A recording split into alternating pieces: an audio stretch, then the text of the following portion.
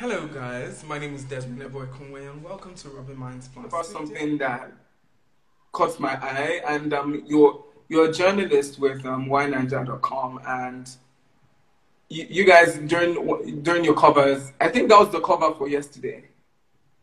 Yes, Um, the one I got cover for yesterday. yeah, that was the Whyniger cover for yesterday, and it made me laugh. I liked the satire in it, and I liked the conversation it brought, which wasn't not just Whyniger was having that conversation, but a lot of people, even on Twitter. So we're going to talk about the railway stations in Nigeria that was named after a few notable personalities as the Lagos Ibadan, Itakpe, Ajaokuta, Warri corridors. The railway stations in those areas are named after deserving Nigerians. And then there's also the Apapa station, which was named after Bola Ahmed Tinubu, and the Minister of Works, Fashola, was the Agege station was named after him. But then this pushed for a lot of conversation why the past president, the former president of Nigeria, President Olusegun Obasanjo, was snubbed.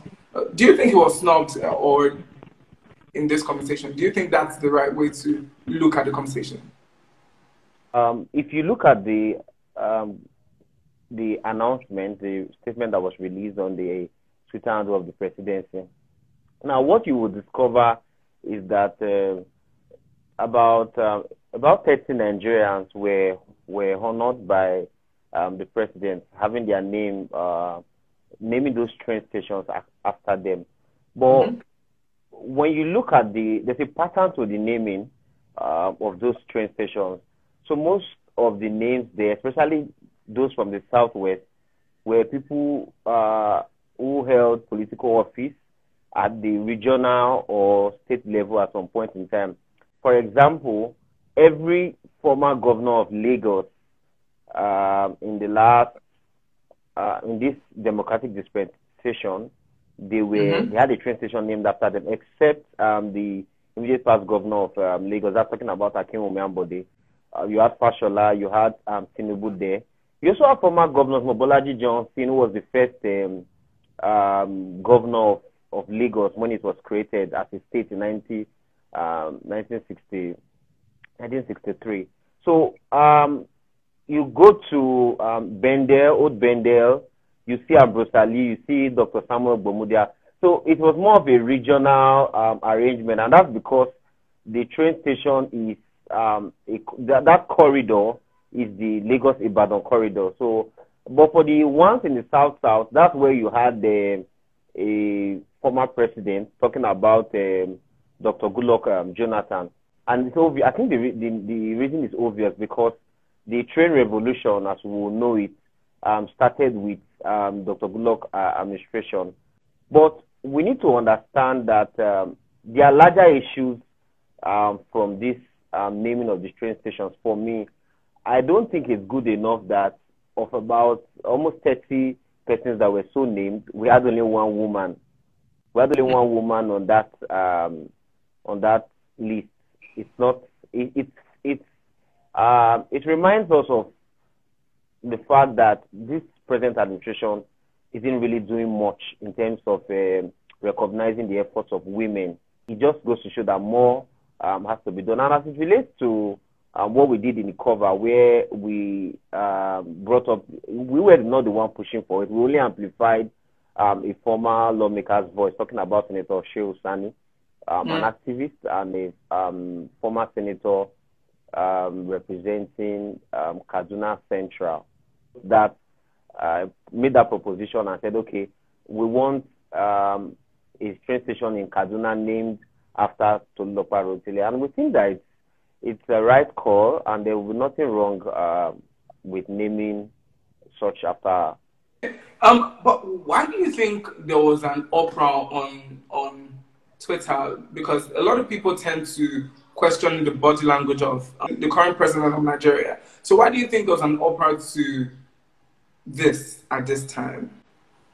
So it's obvious. The uproar is largely because of the fact that most of the persons that were so named are in some ways allies of the president or allies of the president.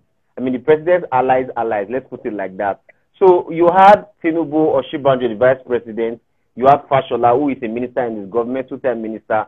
He was among those names. So it's just normal that, political sentiments will come into it. But we must not forget that the president also named the PDP chieftain. Chief Tommy came in from Edo State. He's a PDP chieftain as we speak. So, and he was former Minister of Foreign Affairs under the Abacha government, the Abacha junta. So, it was not just his party persons, party chieftains that were named. Some other parties were named, but it's just obvious that this is largely a consideration for both current chieftains of the party and elders of the party. That's the way I see it. Do you think for a list like this, we can ever get it right? Well, because I believe every list, when you're trying to recognize different people, there's always going to be that problem of, oh, you missed this person, you did not acknowledge this person. So can we ever get it right? So the thing is that I think that anything that has to do with awards and competition or recognizing people's achievements, only in very few cases do you find very wide acceptance of such honors. You will remember that this government honored Chief M.K. Abiola, the late acclaimed winner of the June 2093 elections. And a lot of persons felt like, oh, this should have been, but they named the stadium after him. We named the stadium after him. But some people say, oh no, it wasn't supposed to be a stadium. You also remember that the former president attempted, he actually renamed the University of Lagos after Moshood Abiola during his time as president. But there was a lot of protests by alumni of the school and many notable Nigerians. They protested against that decision and eventually it was reversed. So that goes to show you that even when something is noble, it doesn't mean that there will not be opposition to it. For me, I think that is a larger issue with the Buhari presidency finding it difficult to honor people or to give people awards. You may not be aware of this, but the Buhari administration is actually one of the first, if not the only, administration since Nigeria got independence that has not given national honors, because this government is so fixated in the fight against corruption. So you don't want to award somebody and eventually the person is being investigated for corruption.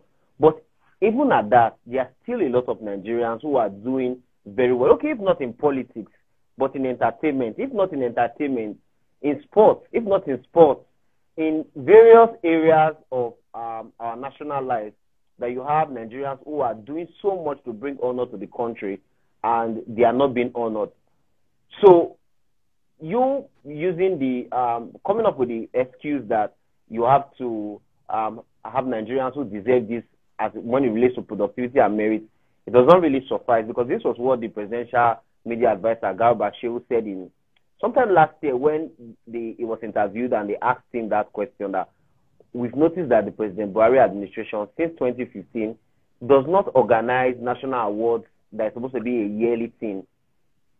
And that was what he said, that two words are central to their decision to award people productivity merit. There's also, we must say that there's also the National Productivity and Merit Award, which is given to academics, people who have made telling achievements in different areas of academics. But that one that has to do with the national honors, the one officer of the Order of Niger, officer of the Order of the Federal Republic, and all of that, the president has not given. And we think that awards and such honors, they go a long way in inspiring the upcoming generation, younger generation, to see that, oh, this person actually has done something notable.